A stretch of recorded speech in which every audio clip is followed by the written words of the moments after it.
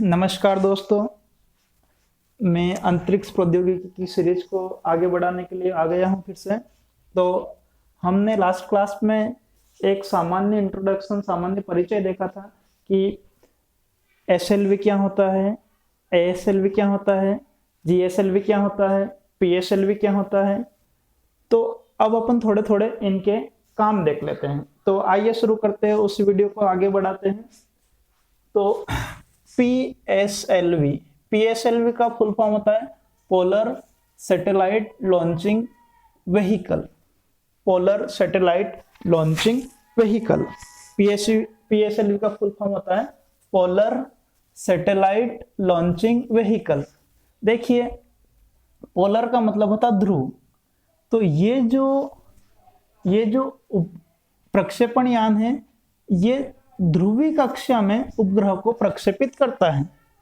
ये ध्रुवीय कक्षा में उपग्रहों को प्रक्षेपित करता है। जैसे ये देखिए, ये जो प्रक्षेपित करेगा ऐसे polar to polar, polar to polar, ध्रुव से ध्रुव की ओर।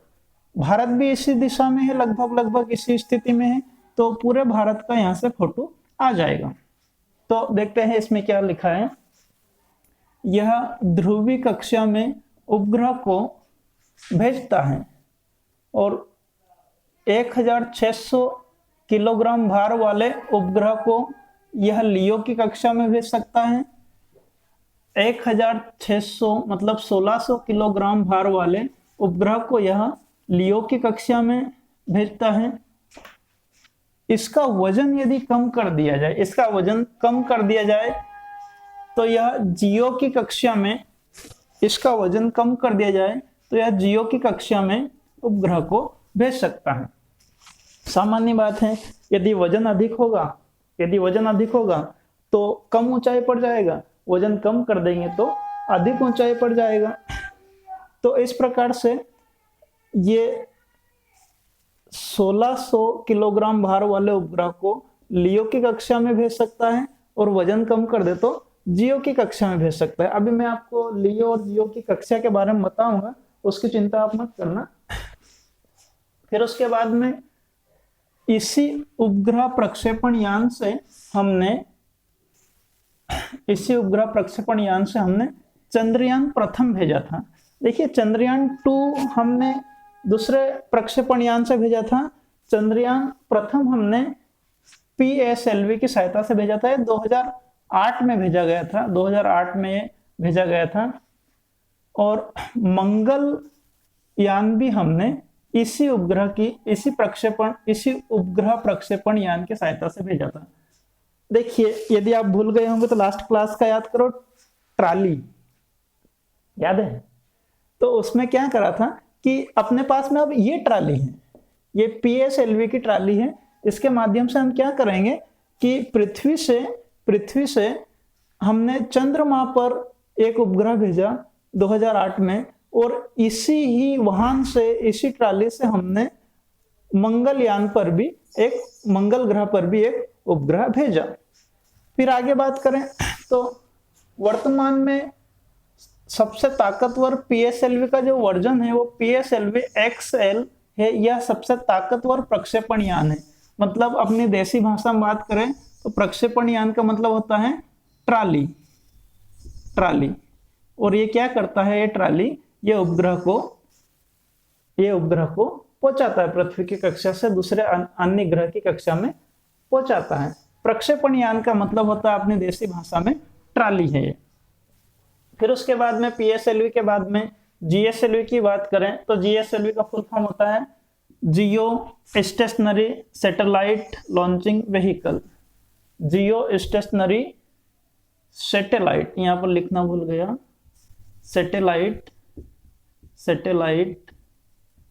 लॉन्चिंग व्हीकल, जियो स्टेशनरी सैटेलाइट लॉन्चिंग व्हीकल।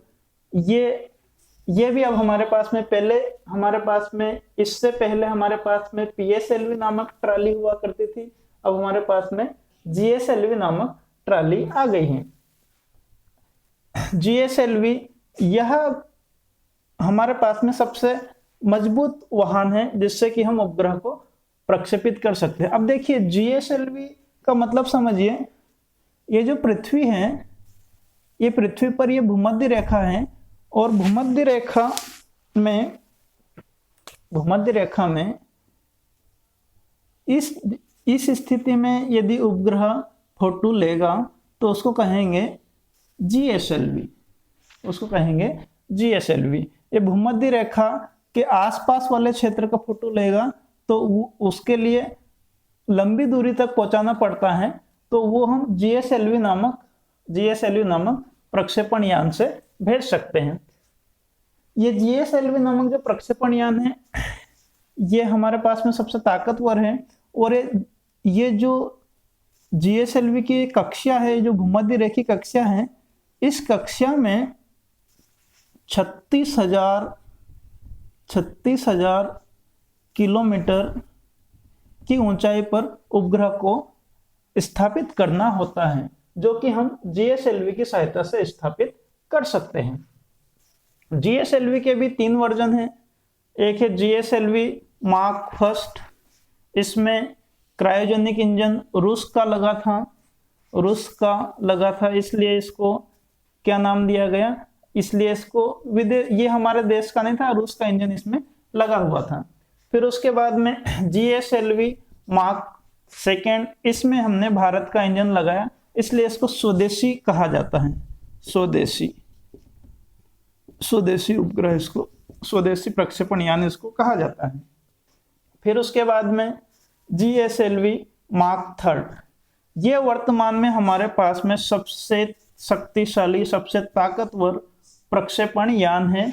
यह 4000 किलोग्राम भार वाले उपग्रह को लियो की कक्षा में एवं 10,000 किलोग्राम भार वाले उपग्रह को, नहीं सॉरी, ये थोड़ी गलती हो गई, 4000 किलोग्राम भार वाले उपग्रह को जियो की कक्षा में, और 10,000 किलोग्राम भार वाले उपग्रह को लियो की कक्षा में भेज सकता है।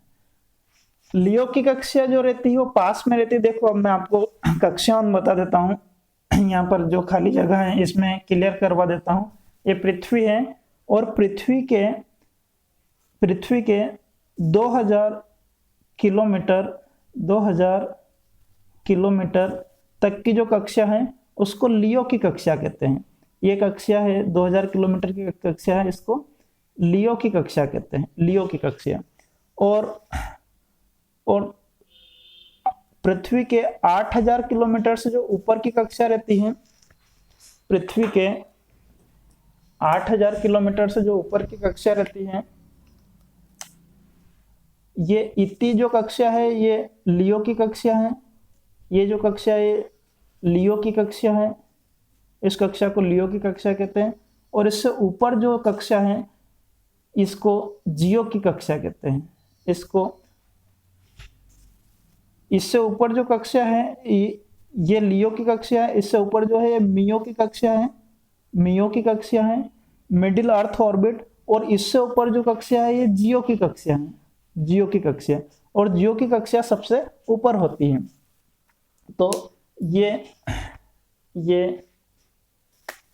इसको देखिए, 4000 किलोग्राम भार वाले उपग्रह को यह जियो की कक्षा में भेज सकता है, और 10,000 किलोग्राम भार वाले उपग्रह को यह लियो की कक्षा में भेज सकता है। भारत में अभी तक का सबसे शक्तिशाली प्रक्षेपण यान